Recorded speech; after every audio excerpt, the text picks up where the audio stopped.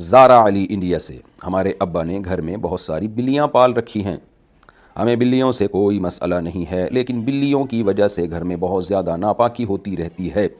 ہمارے ابا ہمیں چھوڑنے کو تیار ہیں لیکن بلیوں کو چھوڑنے کو بالکل تیار نہیں ہیں۔ ہم نے بہت برداشت کیا لیکن نہ تو بلیاں مانتی ہیں نہ ابا مانتے ہیں۔ جب بھی ہم بلیوں کو کہیں جنگل میں چھوڑنے کا کہتے ہیں تو ہمارے ابا ہم پر چلانا شروع کر دیتے ہیں اور کہتے ہیں کہ اگر بلیوں کو جنگل میں کچھ ہو گیا تو اس کا گناہ تم لوگوں پر ہوگا۔ بتائیے کیا واقعی ہمیں گناہ ہوگا؟ ہم ایک بلی کو تو ٹھیک سے پال سکتے ہیں مگر ابا نے بلیوں کا پورا خاندان پال رکھا ہے، بتائیے ہم کیا کریں؟ ابا کو سمجھائیں محبت سے، میرا یہ کلپ بھی سنا دیں، حلال جانور پالنے چاہیے، اس سے مرغیاں پالیں، اس سے انڈے ملیں گے، دل اس میں بھی بہل جاتا ہے۔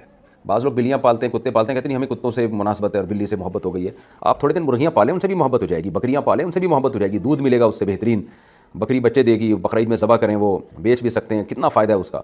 اور یہ جو حلال جانور ہیں نا، ان کے پیشاب اور لید اور گوبر اور مینگنیوں میں بیماریاں بھی نہیں ہیں، تو ان میں وہ بیماریاں نہیں ہیں جو حرام جانوروں کی گندگی میں بیماریاں ہیں۔ کتے کی گندگی ہے یا کتے کا تو تھوک ناپاک ہے، اس میں تو بہت سخت جراثیم ہوتے ہیں، اور بلی کا جو ہے اس کی بھی جو گندگی وہ نکالتی ہے اس میں بیماریاں ہیں، جبکہ یہ جو حلال جانور ہیں نا، ان کے گوبر میں اور ان کی پیشاب میں بیماریاں نہیں ہیں، وہ جرمس نہیں ہیں جو انسان کی صحت کے لیے نقصان دیں۔ یہ نہیں کہ اب گھر میں گوبر رکھنا شروع کر دیں، میں ایک مثال دے رہا ہوں کہ اس کی صفائی بھی ضروری ہے، لیکن وہ اس سے وہ گندگی نہیں ہوتی، پھر اس سے آپ کو کتنی برکتیں ملتی ہیں اور ایک سکون ملتا ہے ان کو دیکھ کے۔ تو اس لیے شریعت نے حلال جانوروں کی ترغیب دی ہے۔ نبی صلی اللہ علیہ وسلم کی صحیح حدیث ہے، لا تسبوا الدیک فإنہ یؤذن للصلاۃ، کہ مرغے کو برا مت کہو، وہ اذان کے لیے جگاتا ہے۔ صحابہ کہتے ہیں مرغے کی اذان سے ہمیں پتہ چلتا تھا کہ تہجد کا ٹائم ہو گیا ہے۔ تو یہ پیارے جانور ہوتے ہیں، ان سے دل بہلائیں آپ۔ بلی بھی پیاری سی ہوتی ہے، بڑی خوبصورت سی ہوتی ہے، لیکن کوئی ترغیب نہیں ہے اس کی۔ اس لیے بلیوں کی کاروبار کو بھی نبی صلی اللہ علیہ وسلم نے ناپسند کیا ہے۔ ہم یہ نہیں کہہ رہے کہ حرام ہے، لیکن بہرحال حدیث میں اس کو ناپسند کیا گیا ہے۔ تو میں ترغیب یہی دوں گا ابا کو کہ بلی کے بجائے حلال جانور پالیں آپ۔ لیکن اگر ابا اس کی بات سمجھ میں نہیں آ رہی ہے تو دیکھیں، آپ پر ابا کے اتنے احسانات ہیں، ابا کی خاطر اولاد کو کچھ برداشت کرنا پڑتا ہے۔ آج کل مسئلہ اولاد کے ساتھ یہ ہے کہ وہ چاہتی ہے کہ بڑے ہماری مرضی سے چلیں، تو پھر یہ بڑا پن تو نہ ہوا نا۔ آپ کو چاہیے آپ ابا کی مرضی سے چلیں، تو ابا کی چاہتوں کو اپنی چاہت پہ ترجیح دیں، ابا کی خواہشات کو اپنی خواہشات پہ ترجیح دیں۔ تو جب تک آپ چھوٹے ہیں آپ ابا کی مان کے چلیں، جب آپ بڑے ہو جائیں گے تو شادی کر کے الگ ہو جائیں آپ۔ بیٹیوں کی تو ویسے ہی شادی، میرے خیال ہے سوال بھی کسی خاتون نے پوچھا ہے، ہاں زارا، تو آپ کی جب شادی ہو جائے گی آپ اپنے گھر کی ہو جائیں گی، وہاں اپنا پالنا بلیاں، اور بیٹے جو ہیں وہ بھی شادی کر لیں گے تو بہو کو الگ رکھ لینا، بھائی بیوی کو اپنی الگ رکھ لینا۔ اب جب تک بچے ہیں تو ابا کے حساب سے چلیں، قربانی دینی چاہیے بڑوں کی خاطر، تو برداشت کرنا چاہیے بڑوں کو۔ تو ابا کو تو میں بھی سمجھا رہا ہوں، آپ بھی سمجھا دیں کہ ابا نہ پالیں بلیاں، پالنی ہیں تو ایک پال لیں، مرغیاں پال لیں، آپ بکریاں پال لیں۔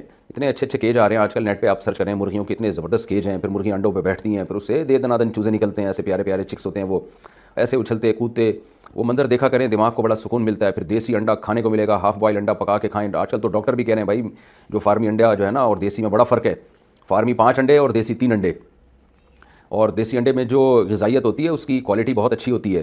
تو ان چیزوں میں مشغول ابا کو کر دیں آپ۔